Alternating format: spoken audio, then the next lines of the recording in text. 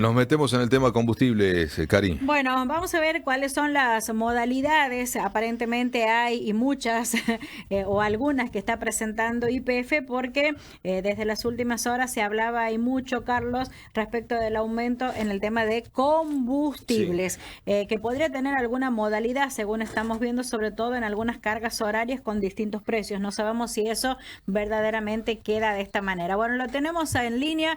Le vamos a agradecer estos minutos con Buen Día Santiago. Está en línea el doctor Pedro Yorbandi. Doctor Yorbandi, un gusto saludarlo. ¿Cómo está?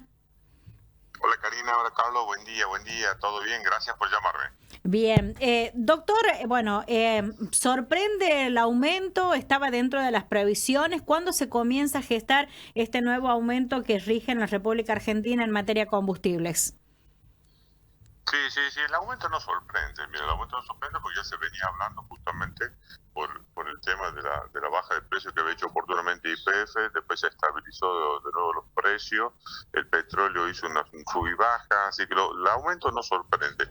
Lo que hoy nos está sorprendiendo, Karina, es la diferencia de precios que YPF ha impactado en porcentual a lo largo y lo ancho de todo el país, porque normalmente se debe hacer muy homogéneo el aumento y en este caso no ha sido así. Santiago tiene un 5.3%, toda la zona de Corrientes, Misiones 5.8%, Cava tiene el 2.5%, AMBA tiene el 4.3%, el norte argentino, Salta y Jujuy 5.5%. Hay una distorsión de precio y una diferencia de aumento, pero que en algunos lados llega hasta 2 puntos y pico, casi 3 puntos de diferencia entre una zona del país, como la del litoral argentino, y Cava. Entonces, esto es lo que está sorprendiendo, sin explicación, por supuesto, por parte de la petrolera YPF de por qué aumenta más en una zona que en otra, ¿no? Volvemos a la famosa frase de que hay argentinos de primera y argentinos de segunda, ¿no? Lamentablemente. Doctor, ¿de qué se trata esta suerte de anticipo que hacen desde YPF,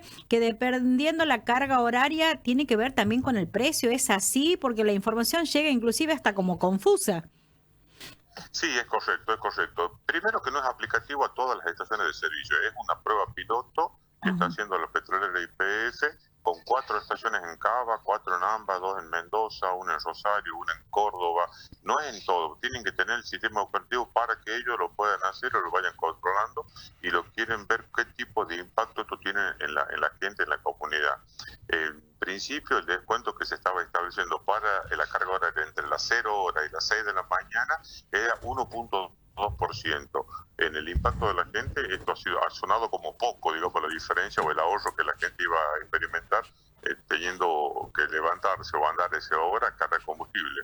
Entonces, en principio, te diría que no ha causado un impacto tal vez deseado por la petrolera. Y la segunda parte es que no está aplicativo para todas las estaciones, sino para algunas donde están haciendo, como te digo, estas pruebas piloto, pruebas de ensayo, como se hacen con las promociones, como fue la promoción de las camisetas o de las pelotas o de los autitos, todas estas promociones que las petroleras sacan, los muñequitos, sacan como prueba piloto y se ve cuál es la que funciona así y la que no se funciona va al tacho de la basura, ¿no?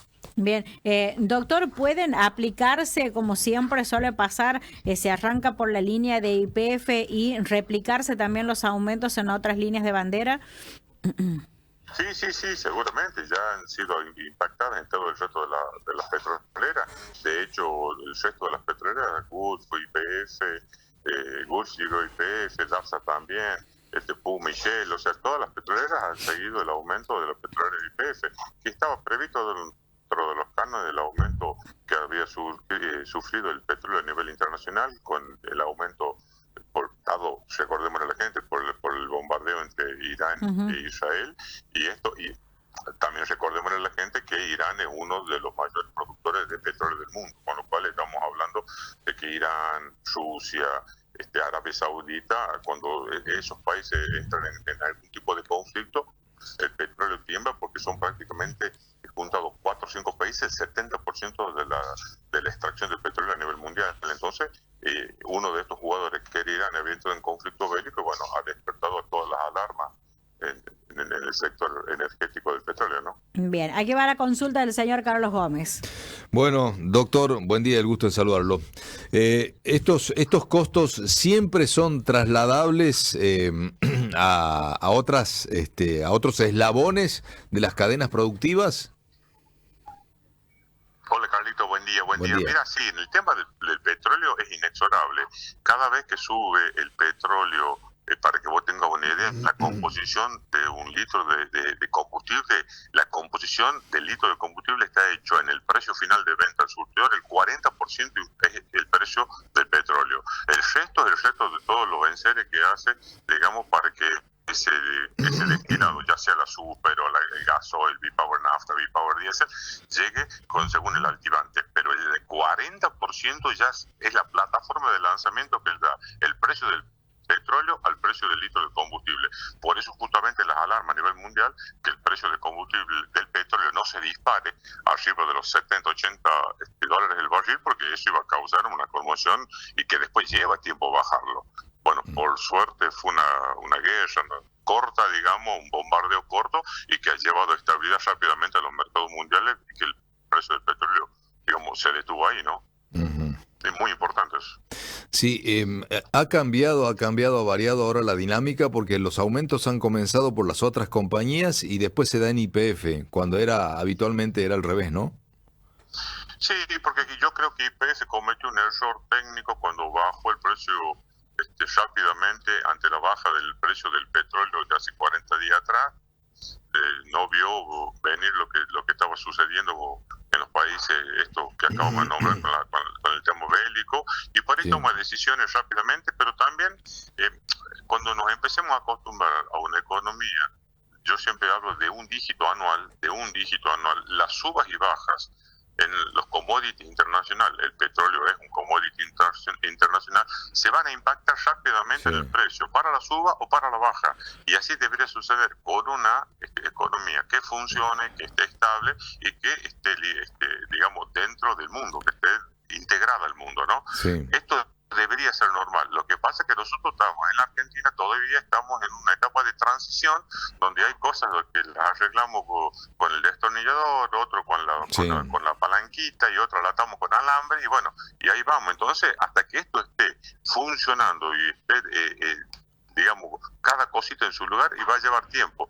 Y necesitamos una economía estable y necesitamos una inflación anual de no mayor a un dígito para que nos comparemos con Uruguay o con Chile o con cualquier Paraguay, cualquier país vecino, Brasil, que tiene economía estable, Sí. con una inflación de un dígito anual. Sí. Entonces ahí podemos ya empezar a manejarnos en otra sintonía, Carlito. Bien. Y es muy importante, pero bueno, va a llevar tiempo y también, por supuesto, el gran trabajo de las autoridades, ¿no? Brevemente le consulto, ¿sabe algo, tiene alguna expectativa sobre este pedido o exigencia de los gobernadores para que se distribuya el impuesto a los combustibles?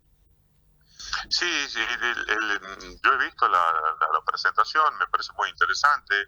El impuesto de los combustibles es un impuesto que hoy es coparticipable en la provincia, pero que como bien se redacta, es un impuesto federal, o sea que está bien, lo cobra el Estado federal, pero debería ser coparticipable y actualizable permanentemente en cuanto a la distribución, no los porcentajes, pero el porcentaje de aumento, si uno aplica el IPC, digamos, la actualización es fácil, sino que por ahí la densidad de población de las provincias, que uno ha quedado, unas provincias han quedado más beneficiadas que otras, porque los porcentuales en su momento se dieron de tal o cual forma, hoy o podría ser distinto. Entonces lo que uno dice, yo por lo menos digo, se podría tomar alguna fórmula de hacer una revisión anual o bianual permanentemente en la provincia, a ver cuántos habitantes hay, cuántas sería la densidad y si el porcentual que se está distribuyendo en la provincia está bien, y si se debe ampliar o se debe reducir porcentualmente según la cantidad de habitantes. Pero bueno, entendemos que es un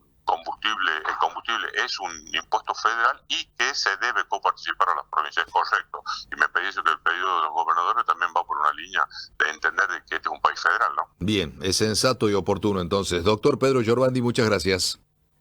No, por favor, en nombre de la Cámara CEPACE, Bien.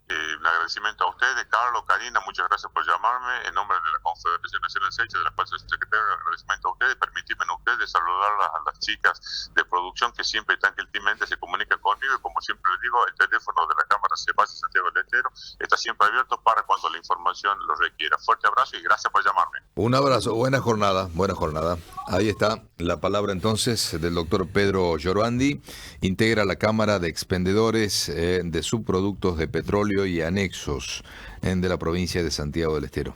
El CEPACE, lo acaba de decir él.